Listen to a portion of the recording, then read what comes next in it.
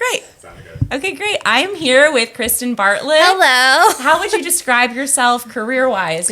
I'm a writer. I'm a TV writer. So yeah, I've written for shows like Saturday Night Live and Full Frontal with Samantha Bee, and most recently How to Die Alone on Hulu. Amazing. And we're here today to talk about grief, which is, for comedy, just the ripest topic. It totally is. It totally is. And at dinner party, we usually start with a question similar to who brings you to the table. So if I asked you that, who brings you to the table today? The person who brings me to the table is my dad, Howard Bartlett, who I lost, over a decade ago. Yeah. Mm-hmm. And since then, I feel he passed away at a very young age, and a young age for me. I was in my 20s. And so I think because I was thrust into that experience so young, I kind of became a little semi-expert on grief, I feel, in my 30s. And my husband also lost his dad at the same period of time. So he lost his dad in September, and my dad passed in January. And so we had this sort of grief expedition, I feel. And so when I think of that, the person who is bringing me here is my dad, but it's also like sort of the whole experience. The whole experience. Yeah. Yeah, that makes sense. Yeah. And it is weird when you lose someone ahead of schedule. Yeah. You're on a different path than everyone, your peers. So yeah, it's interesting the two of you probably felt like, you could hold on to each other during that time, I'd imagine. We absolutely did. Is everything okay? Yeah. Okay. Yeah, I'll do it again. So okay, cool. We absolutely did. I think that because we didn't really have any models for anyone going through this experience, we were very patient with each other. And I think, honestly, the fact that he was going through this first, it helped me because I suddenly knew what to expect. Totally. There were all of the things that you have to do. There's the work of it. Jason's dad, his parents were divorced, and he was the oldest child. So we were responsible for planning a funeral and figuring out what that means and how do we pay for this and all of those things. And then my mom is still here, but I was able to support her in a way that I think I probably wouldn't have been able to if I hadn't just gone through this experience. Right. And so, yeah, we were patient with each other. I was patient with him in a way that I wouldn't have been. I know that I wouldn't have been. I would have been like, okay, we're still upset about this, which is crazy. Yeah. But because I so clearly knew what it felt, and you feel blown open, just like a huge gaping hole, because I understood that feeling, we were just able to be present for each other together. That makes so much sense. What you're talking about with a bit of the impatience you could imagine having for someone else unless you've been through it. Yeah. I hate to say it does help a lot to be in community with other grievers when you're dealing with it. It absolutely does. Yeah. It's crazy, but until you feel it, you don't know. You don't know. Yeah. Yeah. And a lot of the advice you get is helpful, but sometimes it rings a little hollow or sure. In the back of your head. I mean, I used to have these moments where I would be like, it is so easy for you to say you have two living, loving parents. Yeah. Maybe you're married and your spouse has two living, loving parents too, and you can tell me whatever you want, but okay, I roll, a little bit, but it doesn't, you don't want to bring out your comparative grief or your envy, but sometimes there is some envy in grief. Course. Yes. Let's just admit it. I mean, and there are certain things that I'm very grateful for. My husband and I got married very young. I was 22, and the fact that they were it seems wild to get married that young, but the fact that everyone was there feels like such, the fact that my dad walked me down the aisle, it feels like such a blessing in a way that I had no idea for. Yeah. But when I lost him, I thought, my God, my kids won't, if I have them, and I didn't, but at that point it was they won't know what it's like to have a grandfather. Totally. They won't, and that the loss of future selves. Feeling that, I felt envy for people who still had, a friend of mine was pregnant at the time. One of my friends who was the most supportive. Hi, gorgeous. Who is this? This is Georgie. Georgie. She has never experienced grief. Good. Yes, and she never will, because actually when I die or she dies, we're going together. Okay, anyway. Yeah, no, I think, I remember this person was super, super supportive, and I was able to be so honest with her and be I see you, you're your family, I will never have what you're having. Yes. And being able to be honest and say that to her and have her be so real and wonderful about it, I don't know, it's just such a bizarre experience. It's bizarre. And also, you're hitting on something I always think, which is every time something good will happen in your life, you will feel tremendous grief. Yeah. It will be the feeling of whether it's a baby, a job, whatever. Yeah. It's sad because the person isn't there, and it sort of feels like there's no wall to bounce things off of. Yeah. So they just like go down the canyon and they never come back. So Yeah. I think that's a part of grief that people who don't understand grief don't understand. Yeah. That it's not just, oh, I miss my person or I am sad or like very literal feelings you get in your head about it. I think it's also, it's a web underneath everything. Mm-hmm. And sometimes another griever will tell me, yeah, this meeting I had with my boss brought up grief. Like things that you never, if you weren't a griever, you never think it brings it up. Yeah. But it's always like, oh yeah, of course. If you know a griever, you know there's like a huge web of weird shit that it connects to. 100%. When I think about, like, Dad didn't get to see me have a career, you know? Yeah. Like, and I feel like he would know, he would be very excited about it. There would be things about it that would have been so phenomenal to him. And I don't know, like he was a little bit of a funny guy. He was a little bit of a performer in his own way. He worked at a textile factory and he served in Vietnam, and he was a little bit of the funny guy in Vietnam. Like I know that like people would reach out to him in the years that followed to be like, I remember this or this, you know? And so I feel like there would be things about him that or things that he loved that he would be very excited about. When I think about even being at SNL, like he would have loved to have been there, you know? Yeah. And it is a bizarre feeling.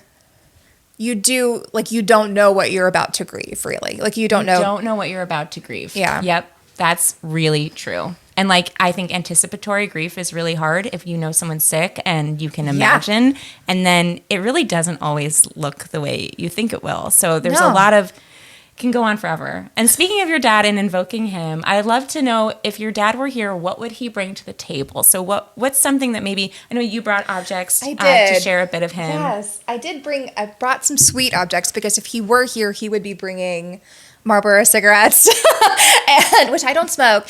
I don't smoke at all, and probably because he smoked. There we go. My mom too. I totally get it. And like, it's funny because we're gonna talk about these incredible objects. Like I'm wearing my mom's necklace she never wore because she mostly just wore the same sweatshirt every day, and she smoked cigarettes. So it's like we love the things we honor about them that are their highest achievements. These are the highest selves, and the most human parts are like smoking cigarettes. The realist is that like I had my childhood was being dressed in Marlboro wear. Like we would trade. Not Marlboro wear. Yeah, we did. If people watching don't realize, there used to be like a rewards program where you would get like shirts and beach towels.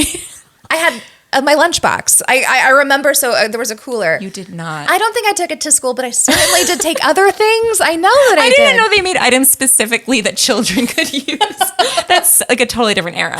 But listen, and it wasn't that long ago. It wasn't that long ago. But it was North Carolina, and what are you going to do? Exactly. So I brought just a few things of my dad's. Like I said, he served in Vietnam. He was like drafted into Vietnam. I just like hit that, but he was drafted into Vietnam. This was the smallest he was ever going to be. Isn't that so funny? Like I look at it and I'm like, oh, he was a small man here. He was raised in poverty. Like this is what it is. Like this is, and then as soon as he married my mom, he ate every possible Southern food, which was our life. But and for non-military folk, can you talk to us a little bit about what we're seeing here? He was a sergeant. He was raised in poverty. Like he was drafted into the war, and I think that this was a really traumatic and difficult experience for him, but also it was his period of getting out too. So both of those things were true. Growing up, he would not talk deeply about the things that he experienced. He was absolutely in combat, but he did talk about seeing Bob Hope. And so, really? So Bob Hope came to entertain the troops, and it was something that meant a lot to him. And like I said, like he was a little bit of a performer himself in a way that he never got to go after or experience. And I think that was very cool for him. Yeah. Yeah. And then I brought this. So this is a little angel coin. So my dad, I think when he worked at a textile factory, and there was someone there who sold these on the side. Like that was like her thing. She would just sell these like sort of guardian angel coins.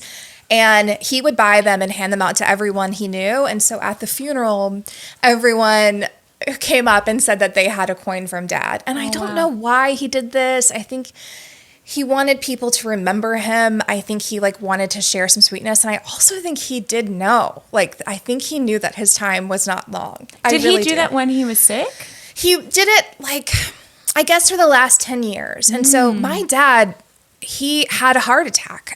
He went into cardiac arrest when he passed, but he had a heart attack when I was 5 years old and died on the table. Okay, let me put this away. So he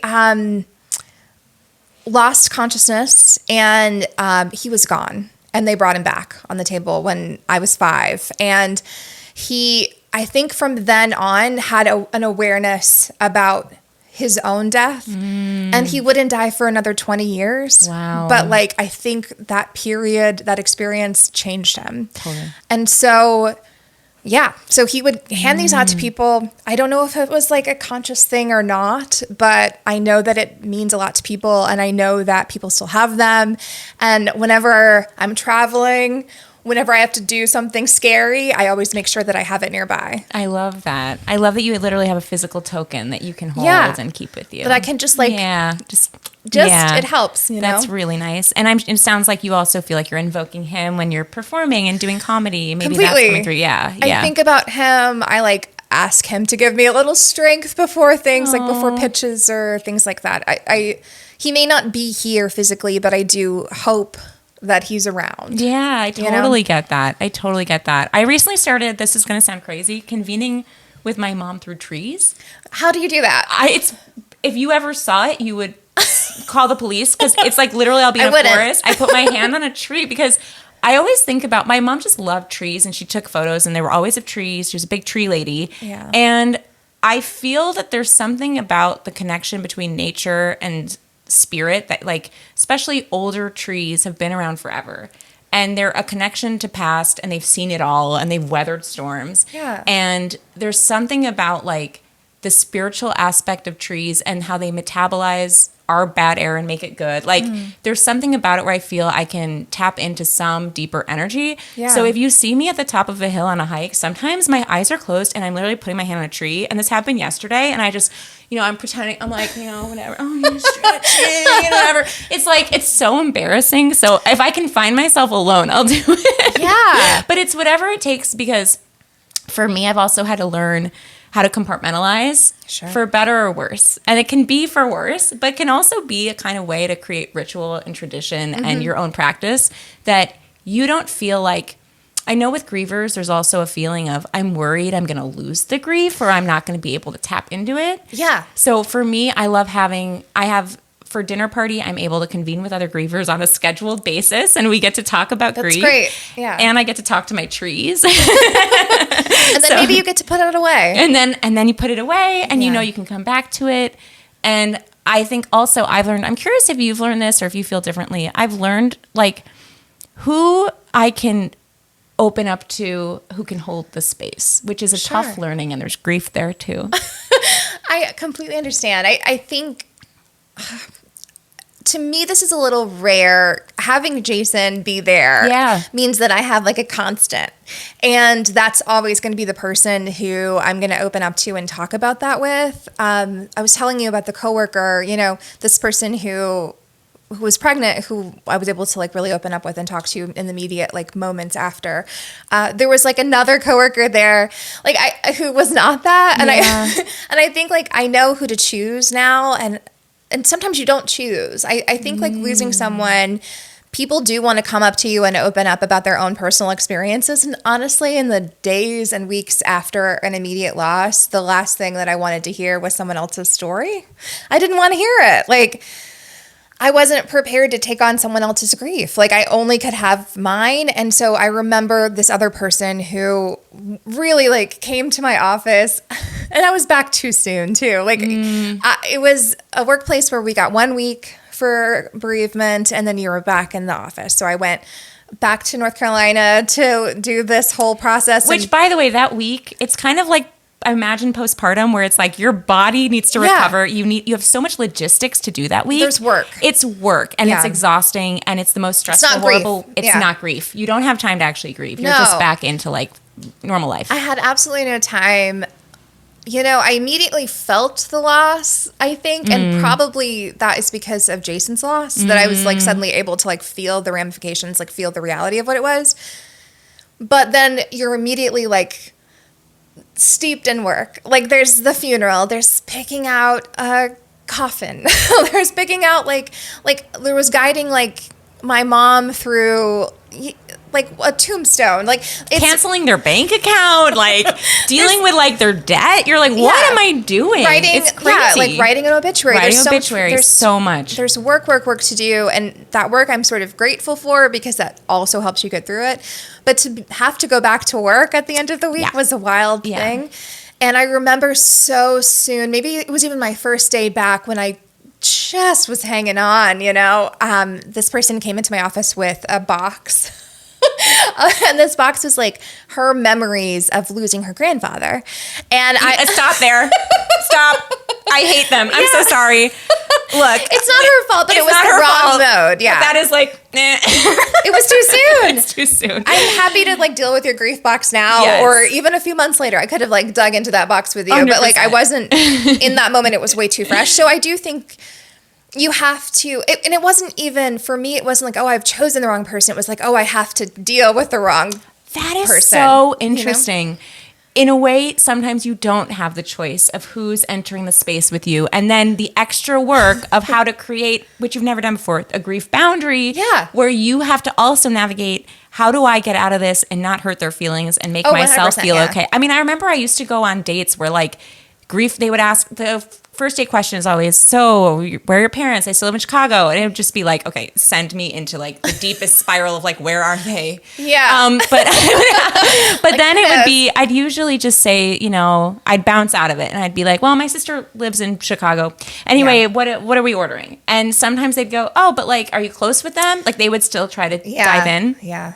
And I remember feeling like I am on a first date. I am going to say that they're dead. And I am going to now have to guard his reaction. Yes, like now I have your feelings to deal with. Now I have yours about me and this, that, the other. And so my therapist gave me the advice to just say, my parents are dead and you can just say, I'm sorry, and we can move on. Yeah. Like literally she told me you can script for them what to say so that you can get out of it. Yeah. Because I think that also, that's hard I think I've also had experiences where it really depends on timing and where you're at. Mm-hmm. And I think people don't always know they can ask. They can go, sure, I know that you experienced this. I'm terribly sorry. Is there any way I can feel support? I want to feel supportive to you or be supportive. Like, what do you need right now? And sometimes you don't know what you need. And that's also a burden. Yeah. There's a lot of nuance of how you can make someone feel worse. Yeah. But I'll always remember the people that just made a gesture, checked in, like the little things. And I don't know if you feel this. Is there something that you just wish people would stop doing, like with grievers and support? Just a big no you hate? Oh God. Well, I don't want to critique anyone's way of support. I do. You do? Yes, very much. Time has passed. I think, it's been a decade. And so I think like a lot of time has passed and I've grown up a little bit in terms of like what I'm okay with and what isn't okay and what I appreciate and what I don't appreciate. When I immediately lost Dad, and one of my dear friends who I love so deeply did this, he sent me a plant. And I think that's lovely. But then my whole life was about keeping this plant alive. Immediately. And I am not a person who can keep them alive. That's not me. And so the work that I put into like trying to make this thing keep going was so hard. And when this plant inevitably died, which of course it would, it was like another loss. And so if I was giving like advice for how to support someone, I would say, don't give them anything that requires any effort that they have to watch die. And the potential for death in the gift is probably something to consider. Absolutely. It's a little thing. And I know the reason why he gave this particular gift, which is like, oh, this is something that will last. Like he was thinking, oh, this is a continuous thing. And no, like I would have rather. And at the time I also was like, no flowers because I have to watch flowers die.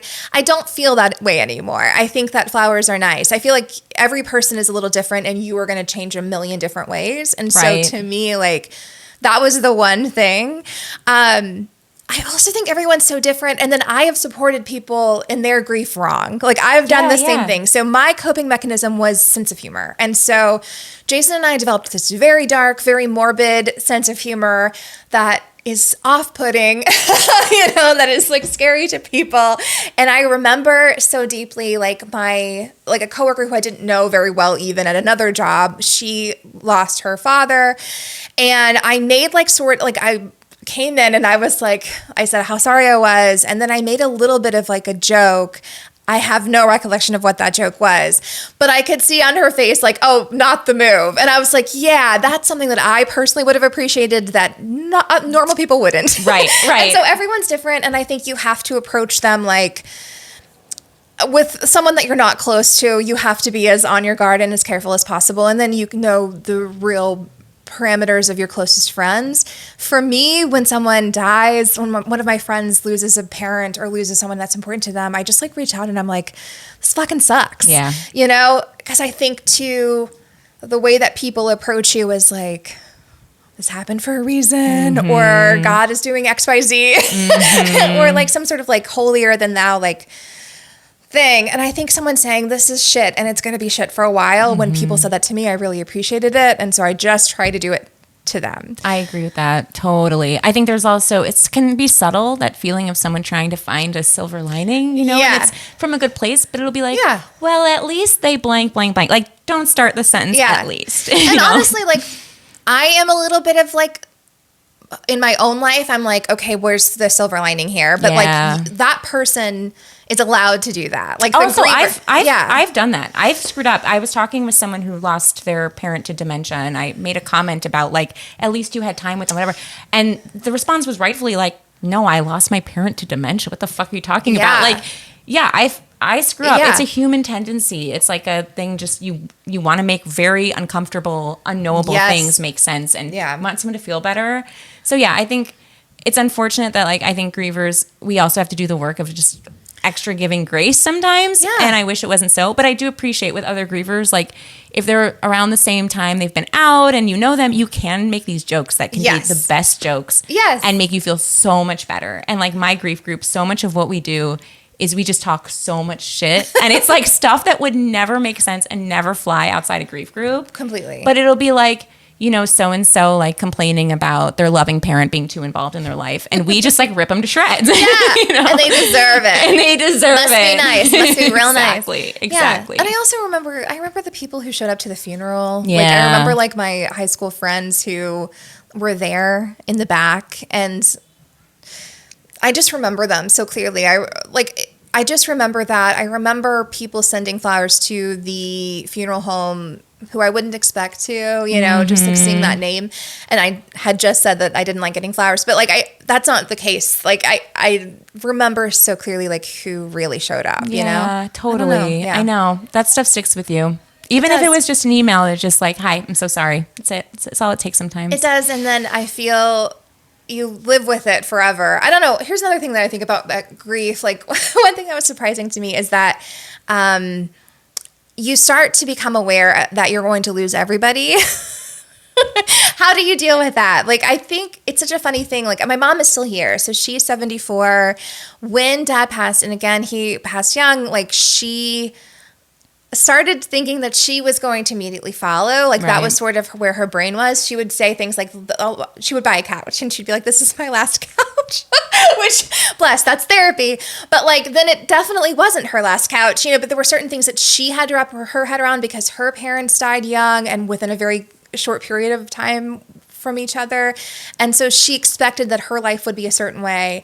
And I too, I was like, well, he's gone, she's gone, And like, I think about like, even, and with Jason, this is like the biggest fear. It's like, you have this fear of loss for everyone that you didn't before. 100%. How do you deal with that? It's such a good question, because it's also almost like you know too much. Yeah. Because you're not wrong. Yes. And there's a bit of delulu you need to not feel that way, because it'll overwhelm you. Like, even with a pet, like their lives are short. Yeah. And if you thought every day about how they're going to die, yes, it like sharpens your focus on how much you love them. But it would destroy you if you could like, Yes. think about it all the time. And it's hard to fall in love again. Like, Yeah. I think, by the way, like we lost Hans, our love dog. Beautiful dog. He was the best. Yeah. He was 17. Oh, so wow. he had a long, gorgeous life. Aw. But we lost him. He died, January 2023. So like, yeah, it's been a little over a year. And a few months later, we got another dog. And it took me even time to like love him. Yeah, I get that. Yeah. I really think that's true. And like, unfortunately, I think it can sharpen your focus on how much you appreciate the people in your life Yes. and that you get to That's be here the with great them. thing, yeah. It adds urgency to the feeling of, I have to do the things that I would want to do that they never got to or that Yeah. I don't think are guaranteed. But it can also be quite debilitating and affect your relationships negatively because you might overly predict the future of like, well, it's going to be this, even though you don't know. And then You don't know. And then it usually isn't that. Maybe Exactly. sometimes it is. But it's an interesting thing that I feel. It's interesting. I walk in rooms and think of loss all the time. Same. I totally do. I think of that. I literally think I'm like, okay, well, I'm going on my last vacation. I'm buying my last bottled water. I don't know. Everything feels like the last. And then I realized I was off my antidepressants and I should go back on, which really just happened because I was helps. like, I was looking around. Sometimes when I like feel depressed or my period's coming, I look around and I'm like, the death is just at the surface. There's just skin and that's all there is separating us from the beyond. It's just skin. And like, yeah, you can't live like that. How So old take were you your when meds. you lost your parents though? I was 23 and 25. God, and yeah. it was the rapid succession of it all that made Yeah. it like super sexy and cool. And I feel like, yeah, it was, I lost my mom to cancer and I lost my dad to a sudden mental health crisis. And so I've had the anticipatory grief and I've had the sudden grief and I've had estranged grief. I've had all the flavors. Yeah. And then double parental loss is its specific own style Yeah. of grief because you're fully just thrust on your own and so much comes up.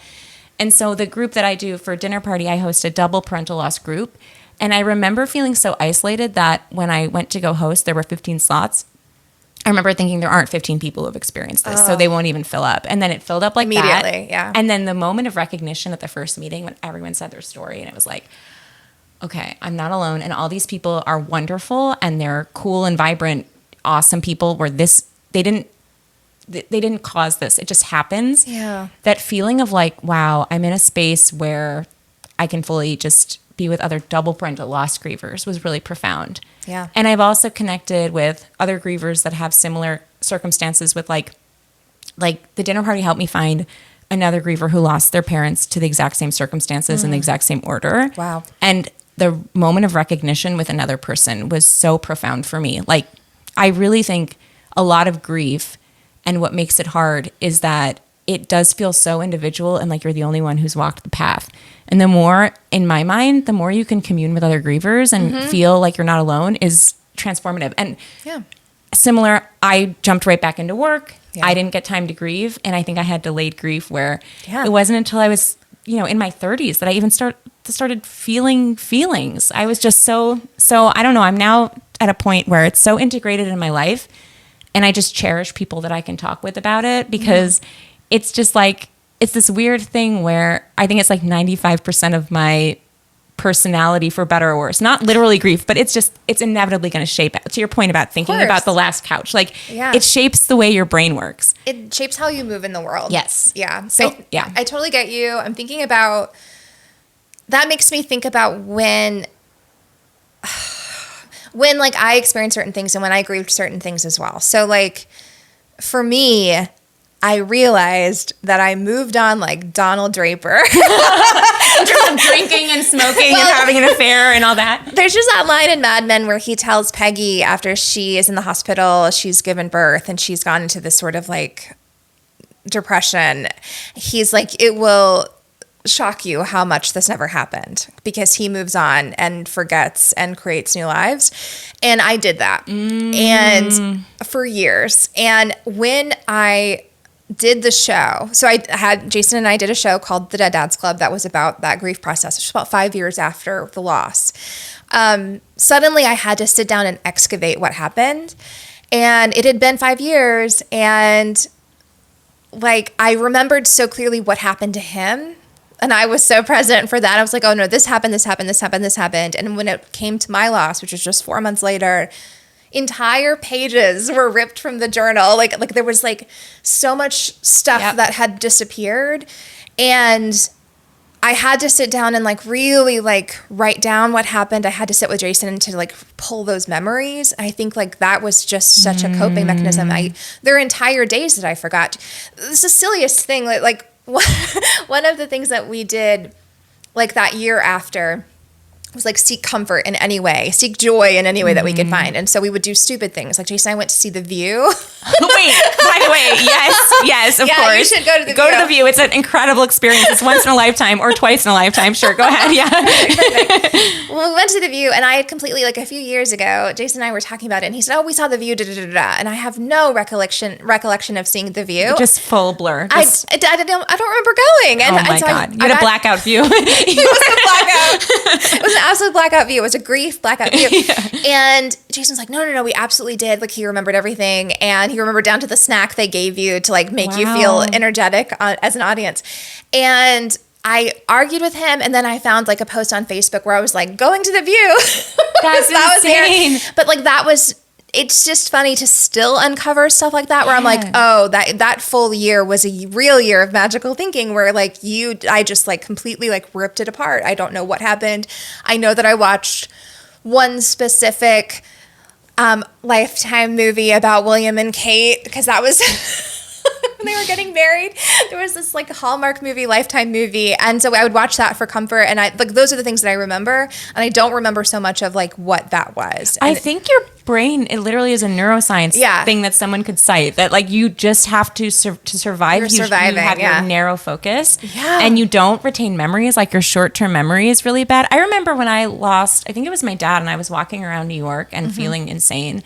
Someone gave me the good advice of like, be careful crossing the street. Oh. Because when you're grieving, your brain is so messed up that I remember not like remembering the rules, and everything felt fake, and everything around me, I was like forgetting how you function. And you say blackout, but that's real. That's how it felt. Yeah. And so, I think like honestly, if I could give advice to grievers, it's like just try not to operate heavy machinery and just stay clear of any major life decisions for like the first 3 months. Because that time, your brain is just not even functional. Completely. And I'm impressed that you were able to alchemize things into a show, even if it's, 5, 10, 15, 20, a million years out, to sit down and excavate that and then to try to make something that makes sense and is comedy is incredible. I'm so impressed by that. Well, I think it was a healing thing. So like, I just think I couldn't, even now, I probably wouldn't be able to talk about it with sort of separation with some distance if I hadn't have done that work. Yeah. Like that was the work. I wasn't seeing a therapist like that I am now, but that was the work that I did at the time. And I realized when we did that show that it connected with everybody. Yeah. So, and it just connects with more and more people because as we get older, more people have that experience. That's the thing. And now we're these like wise elders. I know. It's like, come under my cloak. It's terrible here, but we got you. We know how to do it. I sometimes feel also I'm a little, to your point earlier about like making a joke that doesn't always land. I'm a little hardened. I'm out long enough. I'm not this tender thing. Yeah. And so sometimes when someone joins the club, I have found myself not wanting to, but maybe being a bit more callous about it than I wish I was. Just like, been there, Exactly. And it's not the move, but it is, and it is the first, but it is where I go. I totally do. Same. I just worked on something where someone had like a dead grandma in the episode. And I like gave a note. I was like, just FYI, like, I don't think it's sad when grandmas die when you're in your 30s. Like, get over it. It's a blessing. It is a blessing. So I mean, and obviously, like, they did not take that note. Sure. I respect them. They probably have their grandparents. God bless. But like, like, I don't know. I feel like there's sort of a callousness to this experience. Like, you just do get harder. And I do think like maybe the work is to try not to be. I know. It's interesting. We're talking about like the softness around other people's grief when you've been through it, and a bit of the hardness of your own understanding of mortality. Yeah. You don't have to last couch everything, and you don't have to like treat people like grandma. Eye roll. Although it is funny because I think it's like, I guess comparative grief is just something that I do struggle with. It's something that I don't want to struggle with. I wish that I could really believe that everyone's grief is the same and all valid, and everything that's sad is equally sad. Yeah. I just know I've dealt with like so many losses and they're all different. Mm-hmm. And I just think I don't want my grief compared. I want it honored. And so my job is to not compare other people's to mine, just honor where theirs is. And yeah. There's people that, I mean, I hate to say, there's people who have way worse experiences than me. And I sometimes go like, oh my God, I don't even know how to, because I don't think I'm qualified to even hold theirs. And it's just funny because it's like, I guess being a griever, you can tap into the idea that you don't know because other people don't know mine. Maybe I don't know yours and I can just be curious about it. I think that's really good to say and a nice thought because I do think one thing I know that people get annoyed by when someone has lost someone, when someone says like, I can't imagine your loss. Oh yeah. I know that people get annoyed by that, but it's also real. Like you can't. You have no idea what this person is going through. And like everyone's relationship with their people is different. Totally. Like, I think of like, it's so funny. Like when we lost our dog, by the way, I think that my husband's grief was like so much harder for that loss than it was for his dad. like it was, he admitted it. Like, because like with his dad like struggled with alcoholism. Like there was like a long period of like anger and like that he had to work through that was like really, really difficult. And it wasn't clean, that grief. Mm-hmm. Like, I mean, there was relief when it happened. There was loss, there was sadness, there was anger, there was just so much awfulness. And then when our dog died, like honestly, it was months and continues. My husband, like, bless his heart, like it's been a year and a half and he'll cry for this dog. And I love the dog too. But like seeing that loss, it's like, you just don't know what someone's relationship is to this person or thing or whoever. Yeah. It's different every single time. Mm-hmm. And like, you can't judge it. You can't judge it. You just can't. Yeah. Because it is. And our brains are just trying to process these horrible things. And like, how can I judge someone for just doing their best to like make sense of this, Yeah. And I'm going to say like, oh God, it's different every time. Mm-hmm. Like, I don't know. You just never know like what's going to hit you, what will suddenly feel like what you'll suddenly feel and what you'll suddenly be able to process, like what you'll be able to process so much easier. Yeah. I don't know. It's really hard. I know. My trick is comedy and I don't know if it always works. I mean, it probably doesn't, but there's worse. That's true. You know what I mean? There's some worse. It's worse. And there's a way of processing it that feels like, I guess, to me that I just admire. I just think it's the ultimate form of processing it. And it's the ultimate form of connection with other people. So I just think it's incredible. And I admire you so much. I admire you. Oh, no, you don't. But it's okay. I do. I really do. And I think that's just like so cool. I think when you said like that you became sort of like this griever and that you're able to like make it like a large part of your personality, I envy that because there was something too when I did the show. I had this fear that I was like, I don't want to be the grieving girl. Yes. Yes. I was like, I want to do other things. And a lot of people like would ask me to talk about it or would ask me to do. And for a period of time, I would say no. I would be like, no, I don't want to. This isn't my brand. I do other things. And I think like I admire being honest about what this is. And it is a massive part of who we are. Yeah. And I also admire the way that it's going to help people. Yeah. Well, I appreciate you being here today. I appreciate you being on this platform. I'm thrilled to do it. I'm so grateful. Thank you, Kristen. Thank you. Thank you so much. Cut. Yeah.